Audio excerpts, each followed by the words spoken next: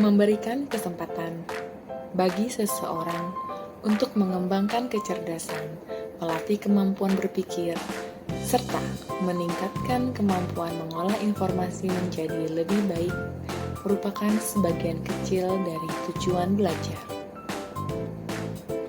Lebih dari itu, tujuan belajar juga dapat memberikan lebih banyak kebebasan pada diri seseorang. Saya mengajak Anda sekalian untuk bergabung dalam Magister Teknologi Pendidikan pada Universitas Pelita Harapan. Di sini, Anda akan dibimbing oleh para dosen berkualitas dan tentunya mempunyai pengalaman yang luar biasa. Dalam semester 1 ini, kita akan belajar tentang teori belajar dan konsep mengajar. Dengan bimbingan dan arahan dari dosen yang luar biasa, kita akan diberi kesempatan untuk berdiskusi bersama, bereksplorasi membuka wawasan seluas-luasnya.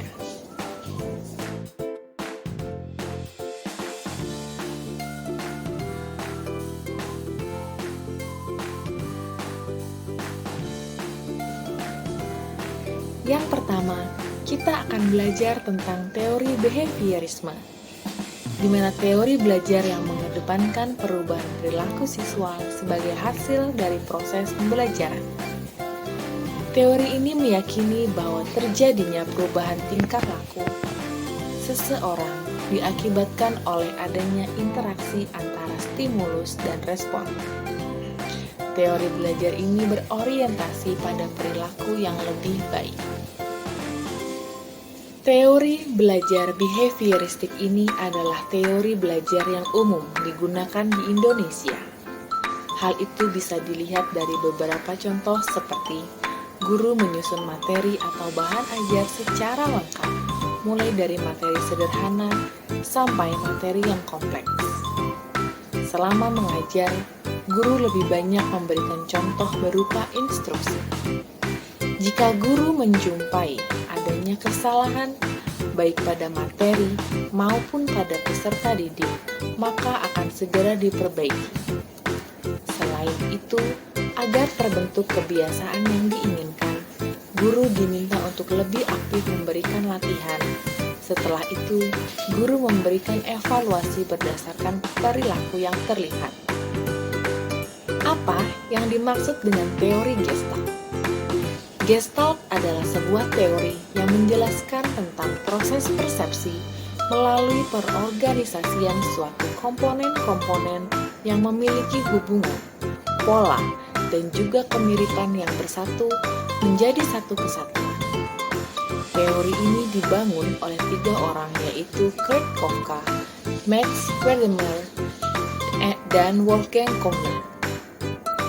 Ada 6 macam prinsip dari teori Gestalt, yaitu kedekatan, kemiripan, ketertutupan, kesinambungan, simetri, dan kesederhanaan. Mari kita lihat gambar berwarna hitam putih di atas.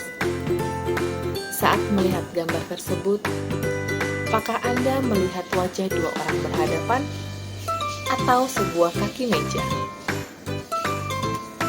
Pada gambar kedua, apakah Anda? Kemudian kita juga akan mempelajari tentang pendekatan heutagogi.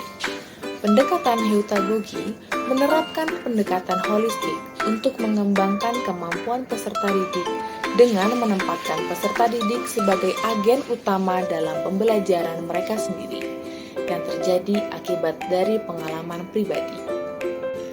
Dalam perkuliahan ini, kita akan mempelajari tentang bagaimana satu teori dengan teori lainnya saling berhubungan. Kita akan mengupas keterkaitan antara teori dan praktek. Mana yang lebih penting, praktek atau teori? Atau keduanya justru sama penting? Selain itu, kita juga akan mempelajari bagaimana implementasi teori-teori tersebut dapat kita terapkan dalam kelas, atau di mana institusi tempat kita berkarya. Pastinya masih banyak lagi yang akan ditemui dalam perkuliahan ini. Tentu akan ada banyak hal yang akan membuat kita semakin memunculkan ide-ide kreatif kita untuk diterapkan dalam pembahasan kita dalam pendidikan. Dalam kesempatan ini, saya juga bertemu dengan banyak orang hebat yang memiliki passion yang sama dalam pendidikan. Jadi, tunggu apa lagi? Jangan sia-siakan kesempatan emas ini. Segera registrasikan diri Anda untuk bergabung bersama kami dalam Magister Teknologi Pendidikan Universitas Pelita Harapan. Ayo, gabung UPH!